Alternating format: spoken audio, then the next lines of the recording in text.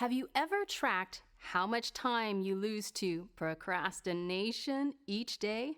For some people, it might be as few as 15 minutes. For others, it might be several hours.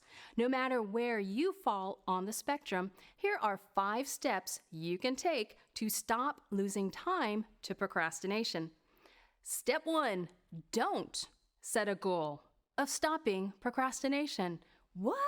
That's right.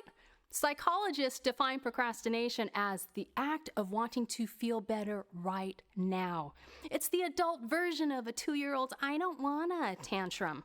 It is part of our human nature to procrastinate when we're not enjoying what is right in front of us. Therefore, it's unrealistic to set a goal to stop procrastinating. And the first time we fail on this unrealistic goal, we throw in the towel because we think, I can't stop procrastinating. And then we procrastinate even more. Instead, set a realistic goal that you will decrease your procrastination by, say, 25%.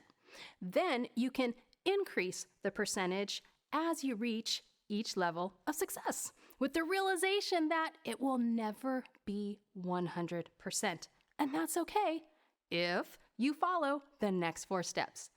Step 2, have a clear objective.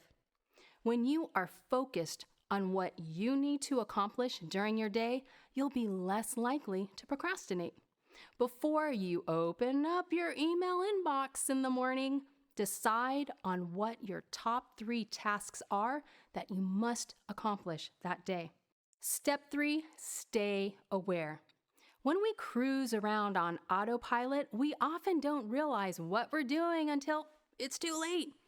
Hey, where did the last 30 minutes go? Instead, if you're fully cognizant, fully aware of how you're spending your time, you'll actually catch yourself in the act of beginning to procrastinate. I'll just click on this link here and, I'm starting to procrastinate. This step is key because if you can catch yourself in the act, you can stop yourself from going down a proverbial rabbit hole, which will decrease the amount of time lost to procrastination. Step 4, set a timer. Your brain has drifted off because it found something more enticing in that moment. Set a timer for 10 minutes. You can either take that 10-minute break and let your brain rest for a bit, or you can refocus your brain on your task and just work for another 10 minutes, then take a break as a reward for finishing what was in front of you. In either case, that timer will help you monitor how you're spending your time. Step 5, procrastinate productively. When you do take that break, consider getting a 2-for-1 deal.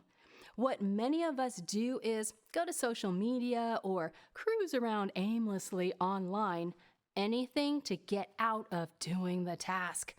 Try this instead. If you don't want to work on this next step in front of you, what is something else you can do to accomplish something? Can you go for a 10-minute walk to implement some self-care for your circulatory system, plus walking juices up our brain cells? Or do you have a trip coming up and you can take a break by researching hotels or restaurants for 15 minutes? Or do you need to shop for a relative's birthday present?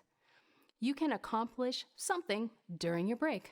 This is procrastinating productively.